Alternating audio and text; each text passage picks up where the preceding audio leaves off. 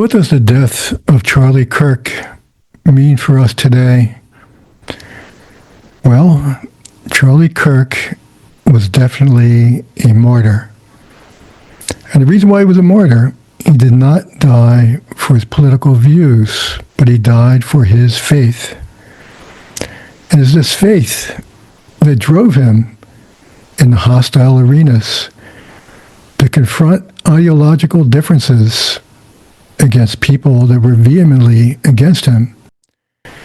It's this faith that made him not care for his own regard, but rather he wished to save others and to reach out and to help others. And he was particularly interested in the youth of today. And he made a great impact, not just in the United States, but worldwide. So I find it very apropos that his organization was called Turning Point, because what his death is signifying is just that, a turning point. And it's a turning point against the old vanguard of Marxism. Marxism that has first started in Stalinist Russia and then has become somewhat of a Trotsky-esque type of Marxism that the EU has adopted, and that was manifested by the previous administration in the United States. And what we're seeing is that their grip on the culture, their grip on government is dissipating. They're losing that grip. And this is one of those focal points in history, the death of an innocent, the death of a martyr, that is really the catalyst for what you see occurring today.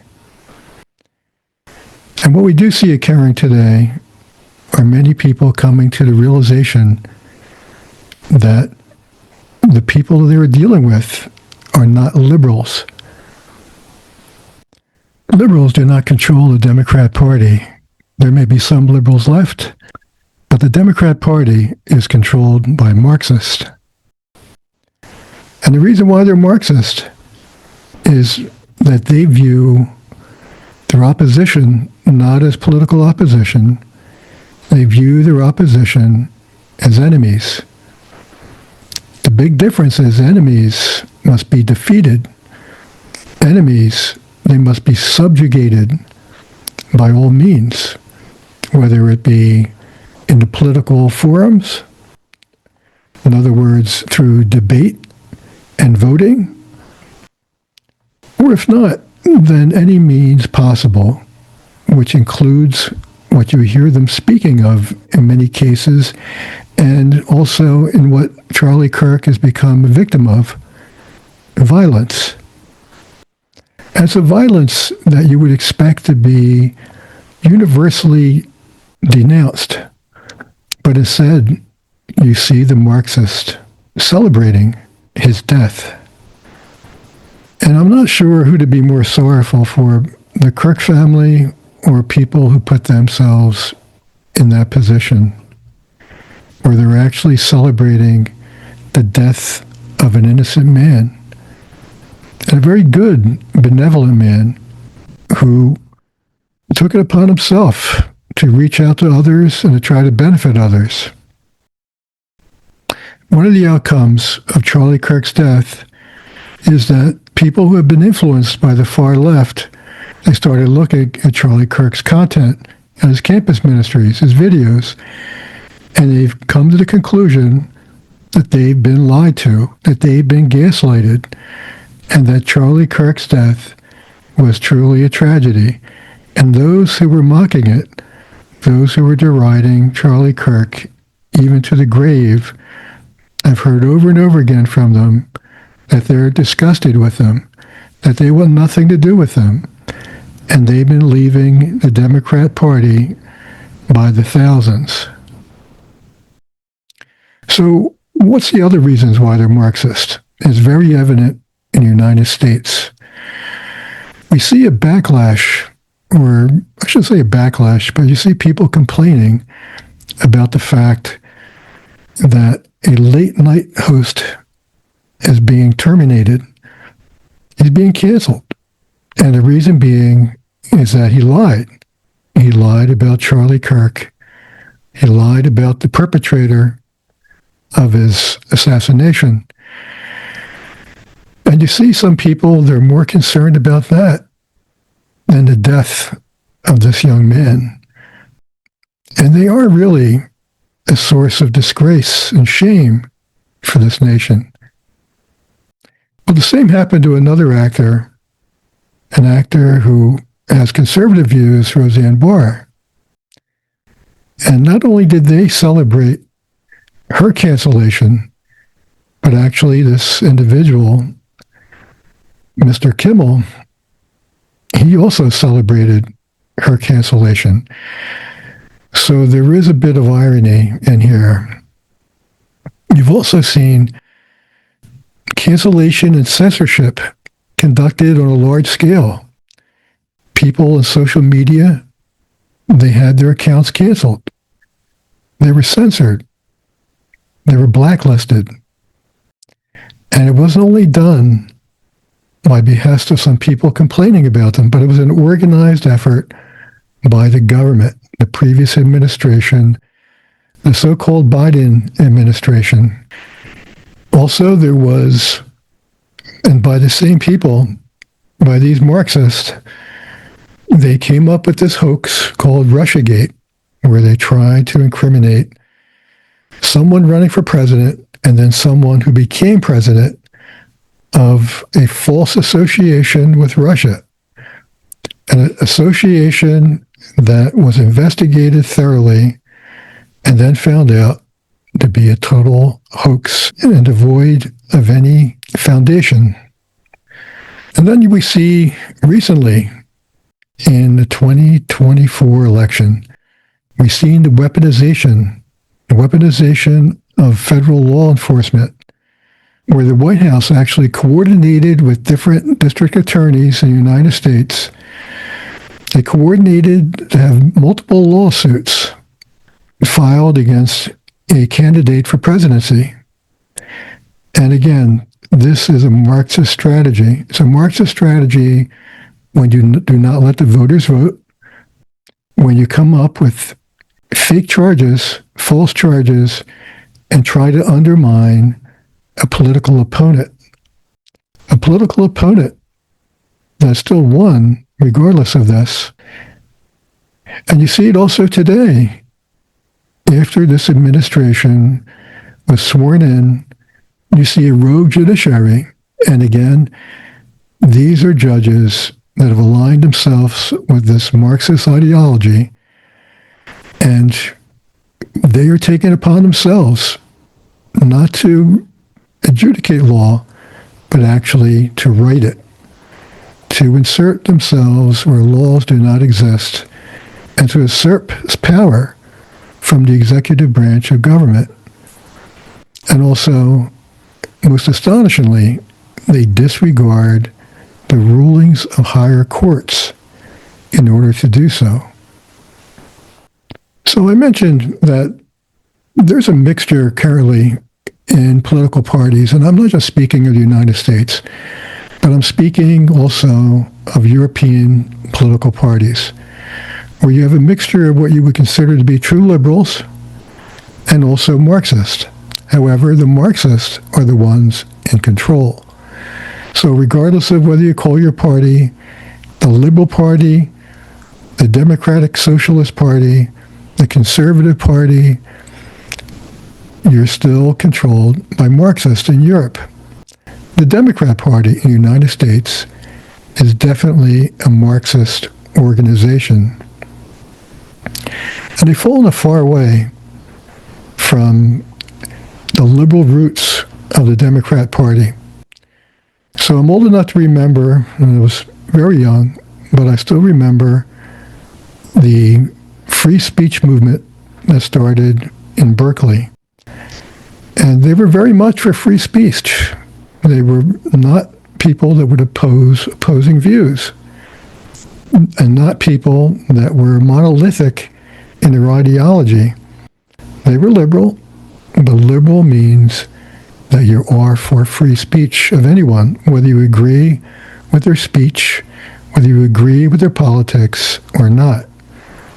And one of the popular phrases of this movement was, I may not agree with your speech and what you say. As a matter of fact, I might think it's abhorrent, but I will give my life for you in order to say it. And that is the value of civil rights. It's the value of our constitutional rights. If we all don't have rights, then none of us have rights. And you see that occurring today. But looking at what occurred on the campus of Berkeley back in the mid-'60s, what do we have today? We have the complete opposite, where you have people with different political opinions being censored immediately, even before they go to campus to speak. You have groups writing petitions not to have them speak. Instead of petitions for free speech and protesting for free speech, it's the complete opposite. It's a complete censorship, a disregard for our rights. And if someone does get to the campus with the opposing views, they get shouted down, they get protested, even attacked. And some have feared for their safety that have gone to campuses where they have been physically attacked. So one of the questions I see regarding the current tragedy that has occurred here with Charlie Kirk is the perpetrator of his death, is he a patsy? And I would say most definitely he is a patsy. And the reason being, it's not that he didn't pull the trigger, but he's been indoctrinated. It's a stream coming from education. It's a stream coming from social media. And also, most sadly, from politicians and the media. So let me show an example of this. Donald Trump and the MAGA Republicans represent an extremism that threatens the very foundations of our republic.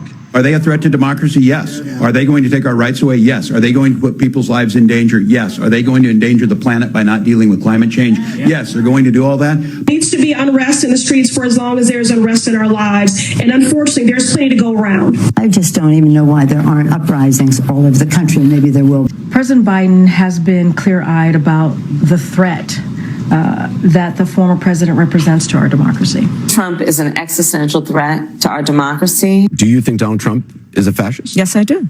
Comparing the tactics of Donald Trump to Mussolini and Hitler is a very legitimate thing. We have a Timu Hitler in the White House right now. These people are shamelessly spreading hate, spreading division, and disinformation. They're lying about Charlie Kirk. They're lying about their political opponents. And they're doing that for one reason.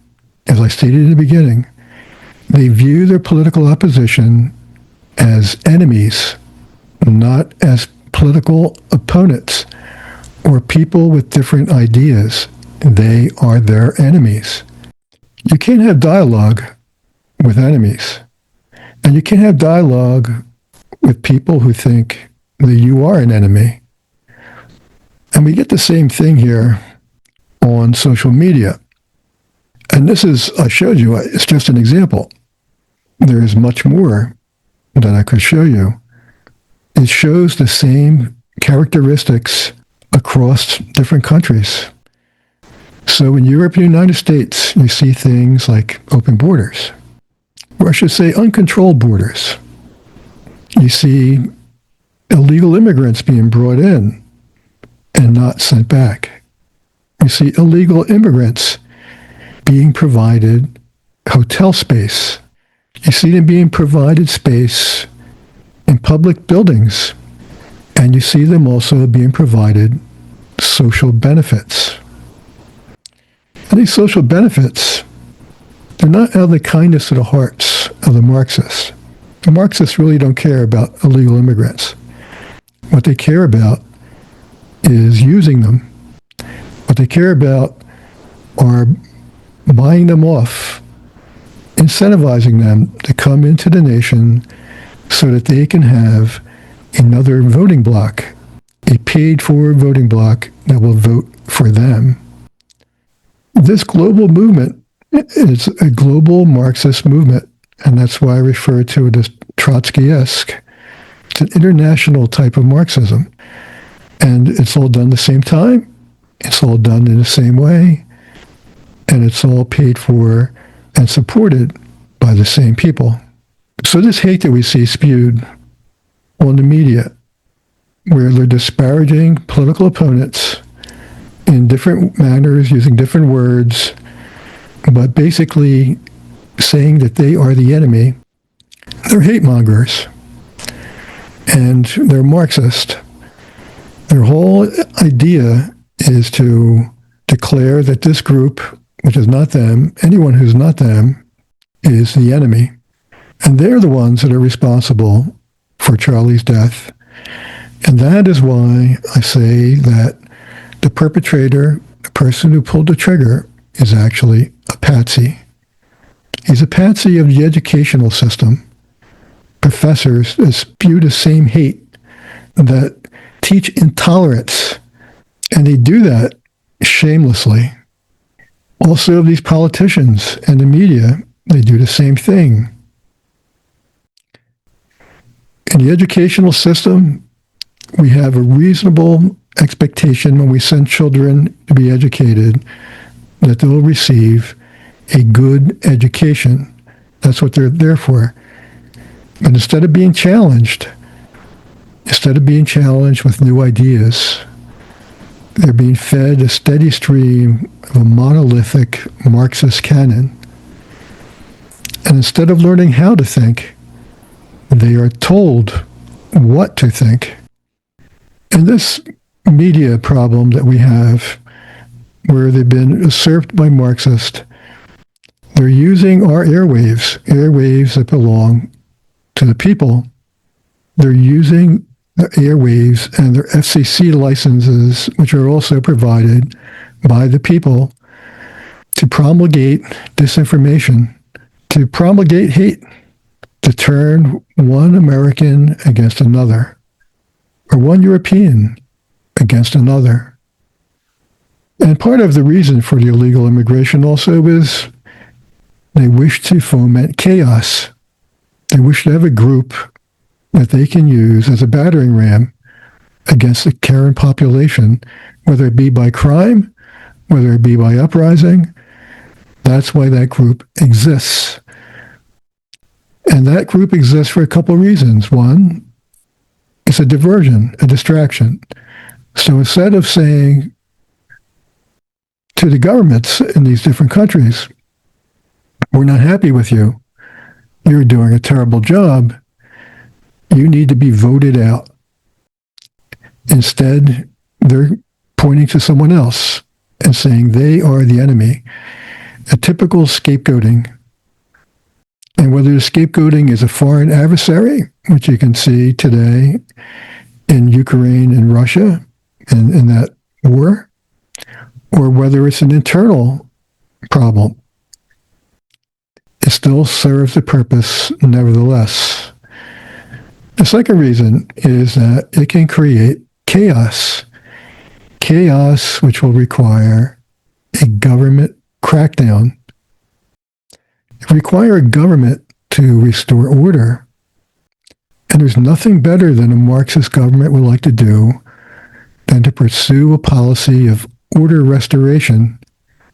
In other words, clamp down more on rights, clamp down on freedoms, clamp down on the government apparatus itself. And I mentioned in passing social media.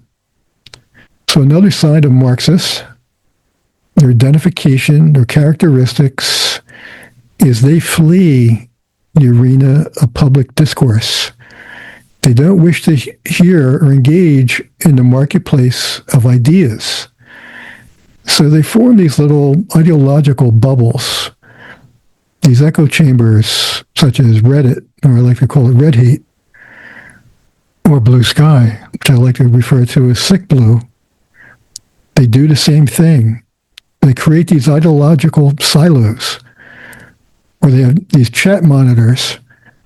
They serve as little mini dictators that if they don't like your ideas, they don't like your political stances, you're gone. And all that remains is this continuous spin cycle of confirmation bias. People saying what you want them to say. A safe space for fragile minds where they can nurture their hate in isolation. So this Marxism is a great evil. And it's an evil that our Blessed Mother has arrived in Fatima to denounce. She destroyed the Marxist government in Portugal with her coming. And also she announced that it will be required that we consecrate Russia. Well, the Marxist dragon has fled Russia, fled the Soviet Union, and has been rejected by every nation that existed in the Soviet Union, including Russia. And now it has been embraced in the West, a different form of it, a Western flavor, a Trotsky-esque Marxism, but a Marxism that doesn't favor the common man. And I saw some protesters in France. They were discussing, they still have a lot to learn. They were discussing the current government of Macron, and they were saying that they were leftist, and they were raging against Macron. What they don't realize is that Macron and his government, his party, are also leftist. But they don't represent the common man. They're not populist. What they represent are narrow interests of oligarchs. And they are the Marxist party of the oligarchs. And we have the same thing in the UK. We have the same thing in Germany. And what you're seeing are people coming to that realization. They don't need me to tell them what's before their eyes, although many are learning much slower than I would like to see. They're coming to that realization, and they're starting to support parties that are for the people. And this hateful speech that I mentioned in the United States, it manifests itself in Europe. So these populist parties are being referred to as right parties or far-right parties, when actually they are just representing the interest of the people, the interest of citizens, the interest of the common man. Well, I'd like to thank you for watching, and God bless.